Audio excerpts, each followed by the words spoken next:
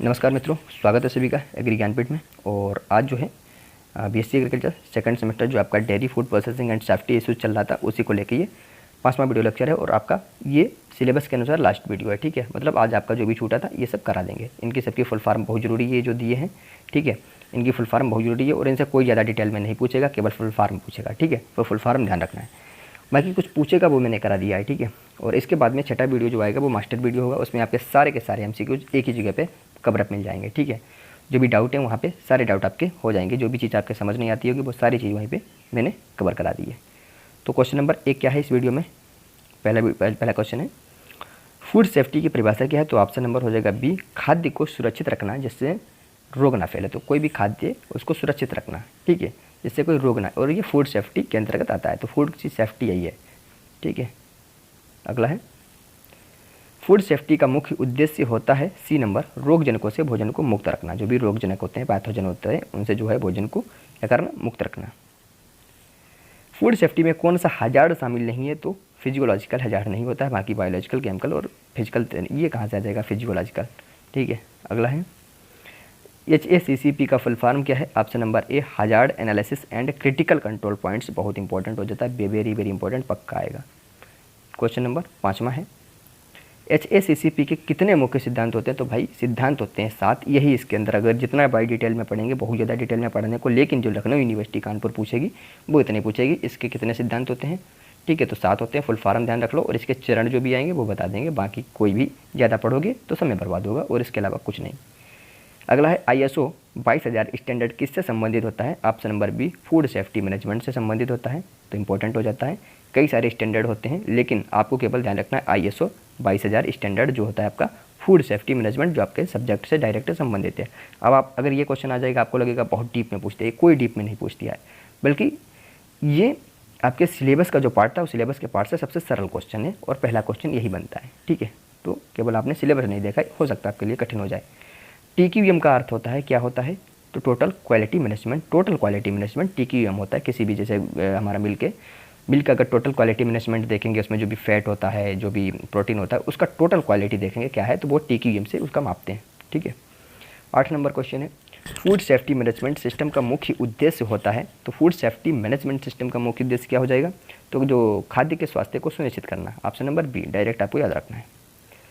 अगला है, food Warne illness के लिए मुख्य कारण कौन सा है? तो ऑप्शन नंबर हो जाएगा सी, यानी दोनों। कौन कौन? अधपका खाना और प्रदूषित पानी, दोनों फूड ब्रॉन इलनेस का कारण बनते हैं। फूड सेफ्टी में रिस्क का क्या अर्थ है? तो रिस्क का मतलब होता है भोजन से स्वास्थ्य को होने वाला नुकसान, ये रिस्क होता है। HACCP में CCP का मतलब क्या होता है? तो हो जाएगा ए नंबर ऑप्शन। तो क्रिटिकल कंट्रोल पॉइंट होता है। क्रिटिकल कंट्रोल पॉइंट CCP का फुल फॉर्म जरूर ध्यान रखना है, क्रिटिकल। और ये HACCP में ही जब डीप में जाएंगे तब ये प्रक्रिया मिलती है। जो क्रिटिकल कंट्रोल पॉइंट होता है वो CCP का फुल फॉर्म होता है, CCP। अगला है, फूड सेफ्टी में बायोलॉजिकल हजार्ड में कौन शामिल है? तो बायोलॉजिकल हजार्ड में बैक्टीरिया और वायरस शामिल होते हैं। अगला है, और देखो विषैले रसायन तो ये केमिकल हजार्ड में हो जाएंगे, धातु के टुकड़े और प्लास्टिक के फिजिकल हजार्ड में, और बैक्टीरिया और वायरस जो भी होंगे वो बायोलॉजिकल हजार्ड में शामिल हो जाएंगे। तो जो ये हजार्ड दिए हुए उनके उदाहरण पूछेगा और बाकी कुछ नहीं पूछेगा, ठीक है। बाकी जो पूछने वाला होगा सारे MCQs में कवर करा दिया गया होगा। 13 नंबर क्वेश्चन है, केमिकल हजार्ड का उदाहरण कौन सा है? तो केमिकल हजार्ड का उदाहरण है ऑप्शन नंबर बी, कीटनाशक अपशिष्ट। 13 का बी। 14 नंबर क्वेश्चन है, फिजिकल हजार्ड में कौन शामिल है? अब देखो फिजिकल हजार्ड में क्या होगा वही बताए थे, कांच के टुकड़े, विषैले पदार्थ केमिकल, बैक्टीरिया कैसा हजार्ड है, बायोलॉजिकल, कीटनाशक कैसा है, केमिकल हजार्ड, ठीक है। अगला है 15 नंबर, फूड सेफ्टी में TQM का योगदान होता है बी नंबर, गुणवत्ता में सुधार और नियंत्रण, बता दिया था, हिंदी में दे दिया है उसको। ISO 9001 मुख्य रूप से किस पर केंद्रित है? तो क्वालिटी मैनेजमेंट सिस्टम पर। ये भी ISO ध्यान रखना, ठीक है। ISO का फुल फॉर्म किसी को पता है? Indian standard organisation. एक बार क्लियर बताओ क्या है। 17 नंबर हो जाएगा। 17 नंबर क्वेश्चन है, फूड सेफ्टी में रिस्क असेसमेंट का मतलब होता है खतरे की पहचान और उसका एवोल्यूशन यानी मूल्यांकन करना। ऑप्शन ए के साथ जाएगा। अगला है 18 नंबर, फूड पॉइजनिंग रोकने के लिए सबसे आवश्यक क्या होता है? तो फूड पॉइजनिंग यानी जो फूड का जहर होता है उसको रोकने के लिए हमें सबसे पहले उसको उचित रूप से पकाना चाहिए, संग्रहण अच्छी जगह पे होना चाहिए और साफ़ सफाई होना चाहिए, वरना पॉइजन हो जाएगा। 19 नंबर है, बेसिक वाटर टेस्ट में pH महत्व क्या होता है? pH का, तो बेसिक वाटर टेस्ट में pH का महत्व होता है पानी की अम्लता व क्षारीयता को मापना।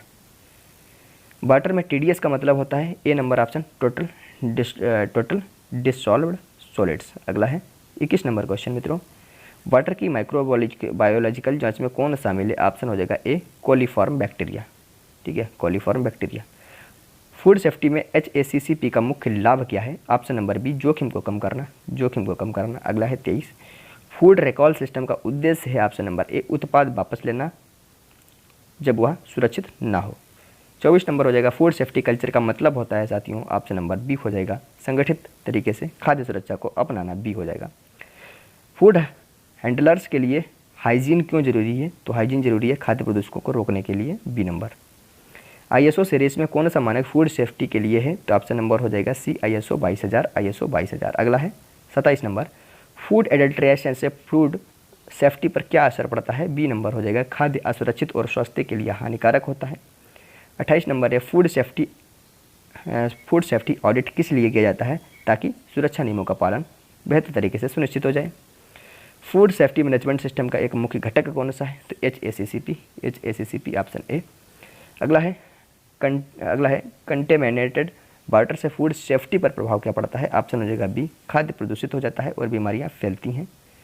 31 नंबर है फूड सेफ्टी में केमिकल रेसिड्यूज का पता कैसे लगाया जाता है? तो रासायनिक परीक्षण द्वारा। अगला है फूड पैकेजिंग का फूड सेफ्टी पर क्या प्रभाव पड़ता है? तो संरक्षण और प्रदूषण से उसकी सुरक्षा होती है। कंज्यूमर अवेयरनेस का फूड सेफ्टी में योगदान है, क्या योगदान है? तो सुरक्षित खाद्य विकल्प को चुनना। फूड सेफ्टी में ट्रेनिंग का मतलब होता है, ऑप्शन नंबर हो जाएगा बी सही प्रक्रिया का पालन सुनिश्चित करने के लिए ट्रेनिंग की जाती है। फूड सेफ्टी में बायोलॉजिकल हाइजार्ड को कैसे कम किया जा सकता है? ऑप्शन हो जाएगा सी उबालकर और साफ सफाई से, दोनों तरीके से।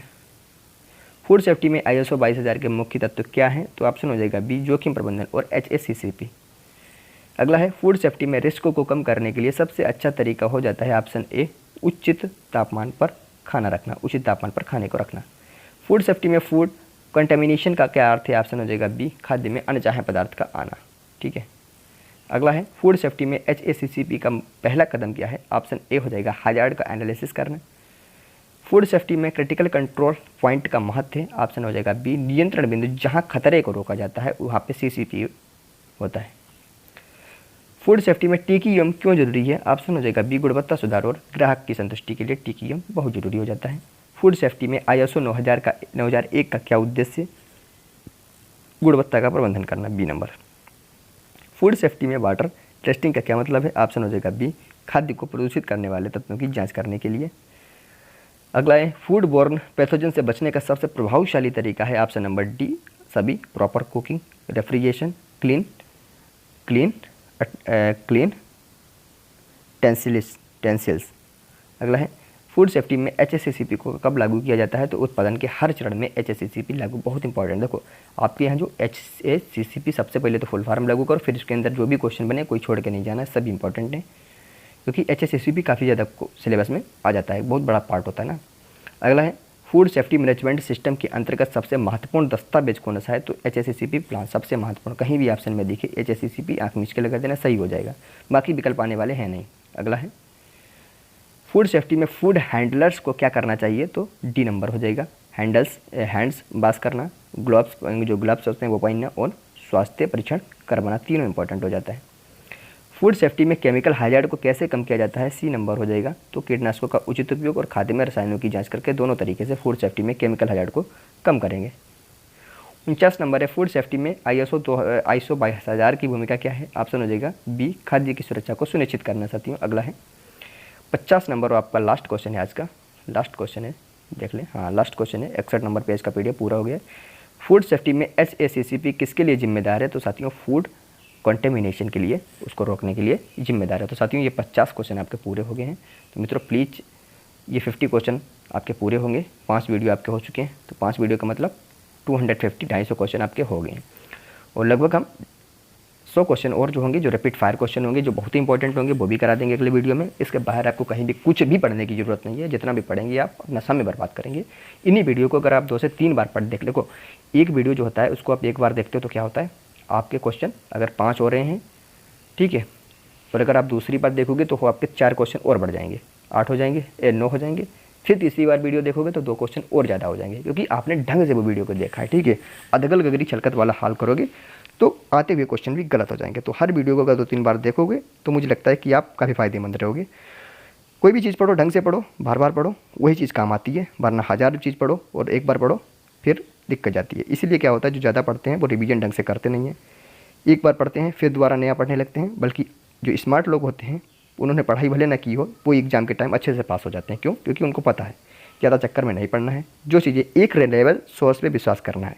अगर आप एग्री ज्ञानपीठ के तक पहुंच चुके हो, मेरी बातें सुन रहे हो, तो प्लीज़ कहीं भी भटकने की ज़रूरत नहीं है, विश्वास बनाए रखें और आप पेपर दे रहे होगे खुद समझ रहे होगे।